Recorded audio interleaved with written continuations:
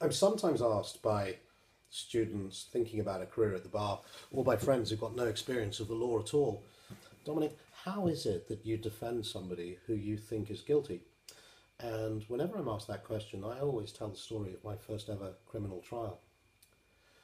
20 odd years ago, I was sent down to Marylebone Magistrates Court to defend a man who was charged with stealing a frozen meal from Marks and Spencer's. And for me at the time, it was the most important thing that had happened in my life. And I remember being absolutely crestfallen when I saw the papers in the case, and they consisted of witness statements from 4 security guards, all of whom had said they saw, I can't remember his name now, Mr. Smith, walk down the frozen aisle at Marks and Spencer's, select a spaghetti carbonara, shove it down his trousers, adjust it because it was cold, I suppose, and uncomfortable, and walk out of the shop. Anyway, I got to Marylebone Magistrates Court and I said, is there a Mr. Smith here? And this guy came running up to me and he said, "Oi, Gov, you my brief?" And I said, yes, I am, Mr. Smith. And he said, "It's all a fit-up. The whole damn thing's a fit-up, mate."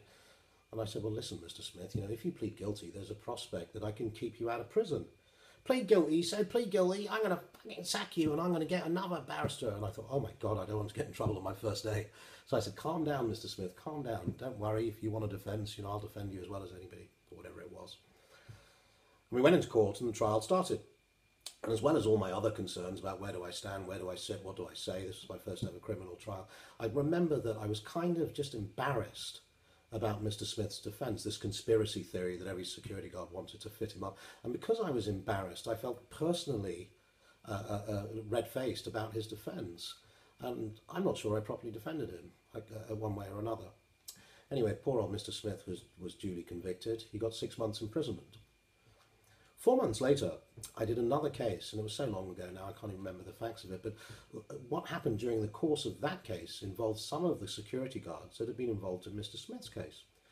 And as a result of my experience in that case, I was convinced so that I was absolutely sure that what poor old Mr. Smith had said to me 4 months previously, that I'd been embarrassed about, had in fact been the truth.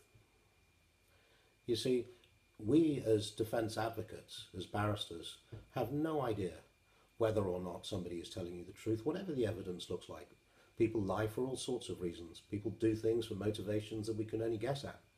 And our job as defence barristers is to represent everybody in exactly the same way, with exactly the same professionalism, with exactly the same determination, with exactly the same courage, and it does take courage sometimes, as if we were representing our loved ones, or as we'd want to be represented ourselves.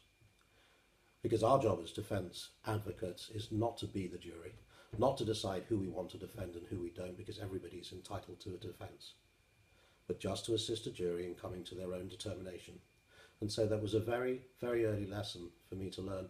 And the answer to the question, how is it that you defend somebody who you think is guilty, is simply this: I have no idea who is guilty or not.